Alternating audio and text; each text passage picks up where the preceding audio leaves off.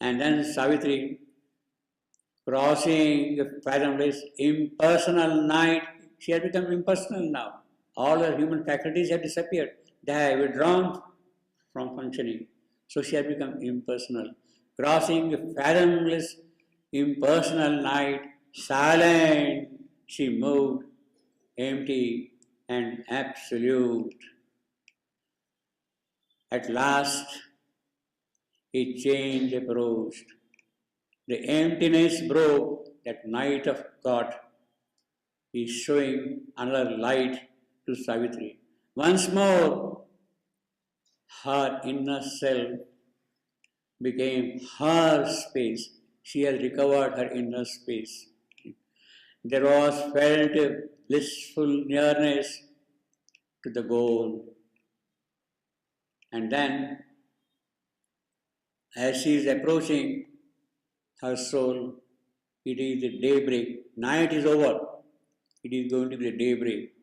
Day came, a priest of a sacrifice of joy. Yes, he is there, chanting the hymn of joy, the day, because Savitri is entering, coming closer and closer to her soul. Day came, priest of a sacrifice of joy, into the worshipping silence of her world. The day has dawned now into the world of Savitri. He carried a mortal luster as his robe, trailed heaven like a purple scarf. What an image! That day is wearing heaven itself like a scarf, purple scarf of royalty, purple scarf, and wore as a vermilion caste mark a red sun. That is the outbreak of the day, dawn. The red sun is there, and as if it is a caste mark on his forehead, that red sun there is. Trailed heaven like a purple scarf, and wore as his vermilion caste mark a red sun. Now, in this sentence, there is a little tricky situation. He carried the day, day is personified, day carried a mortal luster as his robe. Obviously, he has come to Savitri who has taken the mortal birth. Therefore, he is carrying a mortal luster as his robe. He is wearing that thing and he is having a vermilion mark and all those things. The tricky situation here is what we have in the original edition of Savitri is a mortal luster. All the subsequent editions of Savitri have immortal luster. He carried immortal luster as his robe.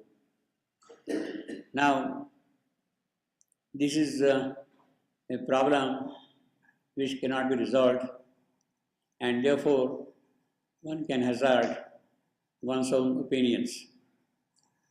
My personal opinion is that it should be a mortal, not immortal.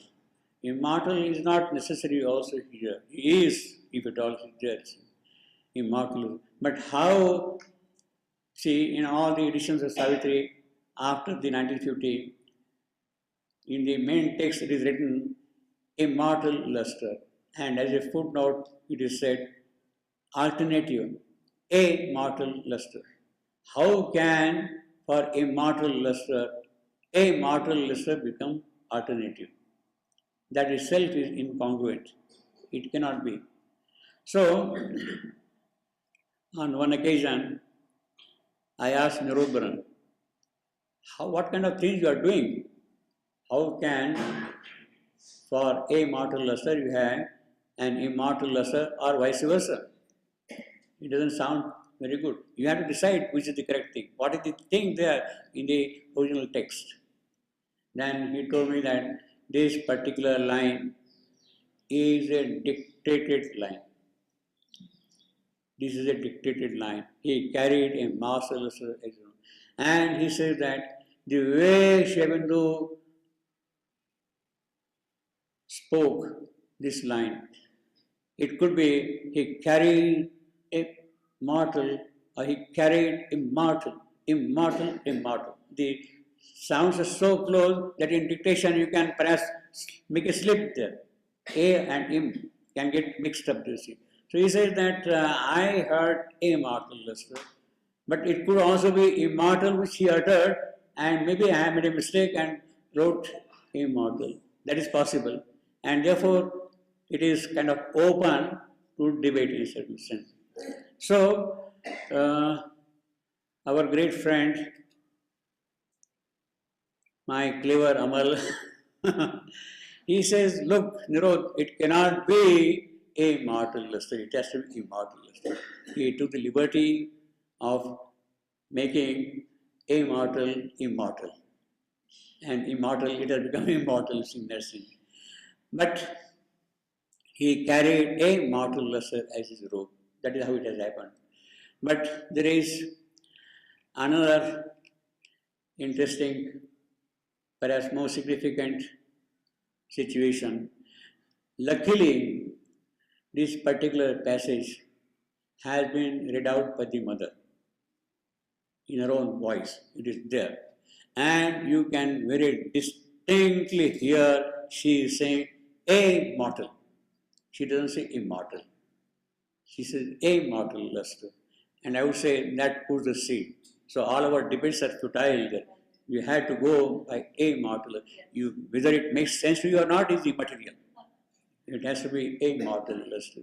So we have got certain tricky situations like that in the body of Savitri. Savitri is full of tricky situations, full of puzzling situations also. But this is, dictated line, what can you say?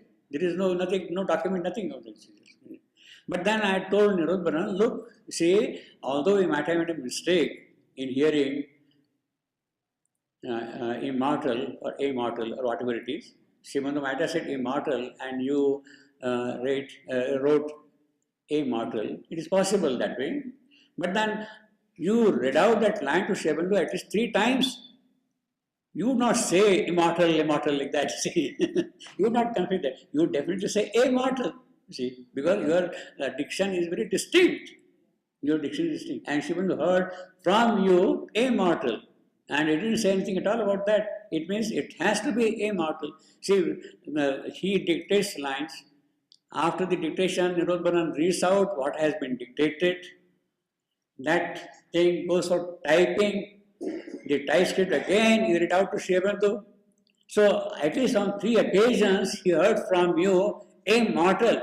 And now why do you want to change this to immortal? It doesn't sound me proper at all, you see. And then, but still, well, he is a big man. Amal Kiran is a bigger man. My friends, both of them. It remains there. But essentially the seal is put by what the mother has uttered. Immortal. In her own voice, you can very distinctly hear it is immortal. So Savitri is entering into the inner regions of a soul. It is a temple from door to door, from step to from courtyard to courtyard. She is going in like that. Across the threshold, while Savitri is entering there, across the thresholds, sleep, she entered and found herself amid great figures of gods as she is entering. As they got on our gopurams or in our temples, figures carved all around, and found herself amid great figures of God, conscious in stone and living without breath. That is the beauty of it. These gods carved in stone, they are conscious, they are living beings are there, but they don't have to breathe the way in which we breathe. They are living there. Conscious in stone and living without breath. Conscious in stone, that is the experience Shivandu had when he was in Baroda. When he saw the stone goddess, she spoke to him as if you see. That was the thing. We have got conscious in stone, watching with fixed regard the soul of man. All the gods in the temple, they are watching man. Executive figures or the cosmic cell. So these are the cosmic gods, universal gods, whose duty is to see and promote the cosmic operations leading towards the divine who is inside in the temple there. See, world symbols of immutable potency, immutable potency.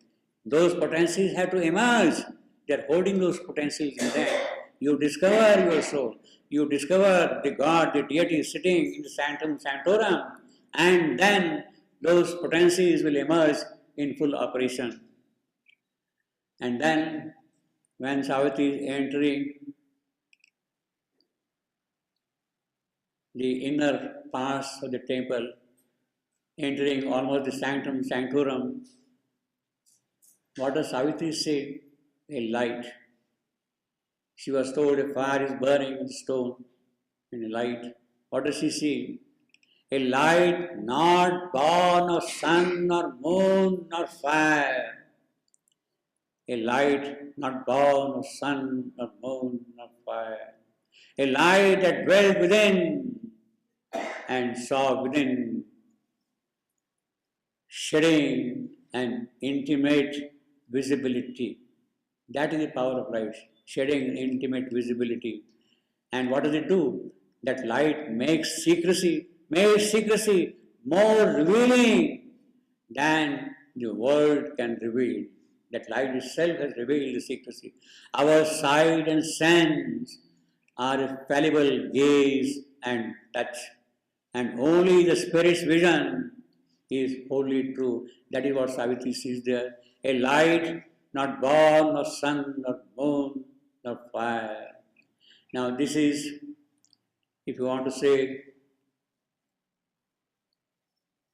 an Upanishadic echo, this line. Na tatra suryo bhati, na chandra tarakam, na vidyuta bhanti.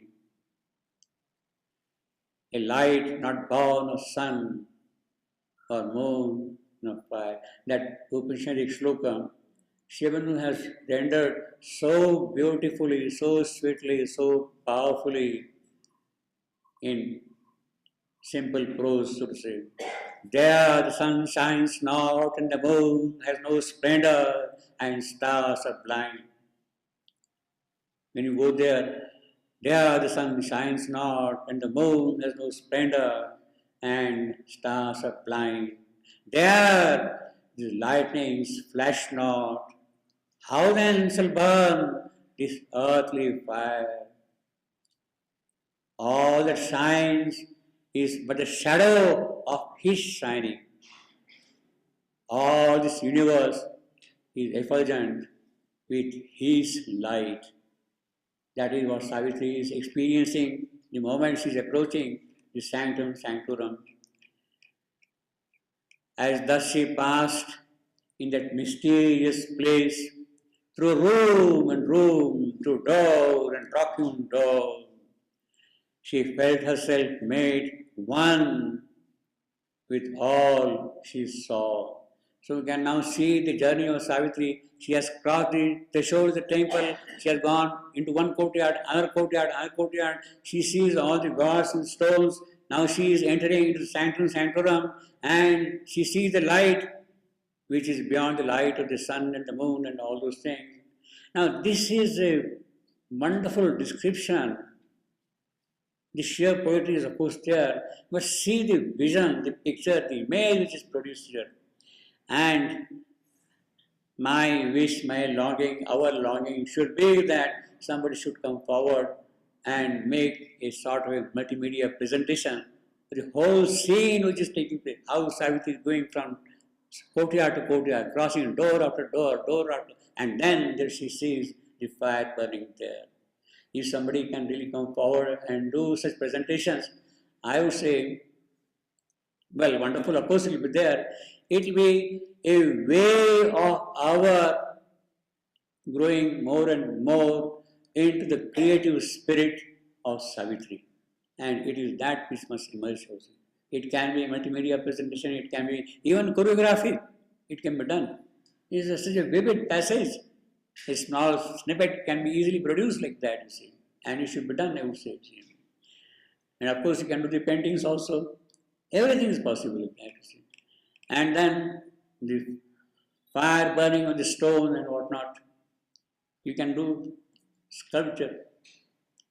How the whole thing looks like that. So the whole thing opens out to new creative art. This is one of the most beautiful passages which I would say should really lead us in the direction of new art, the art of tomorrow. It should come. And if that can happen, I think we'll be very happy, all of us, about that. The question is if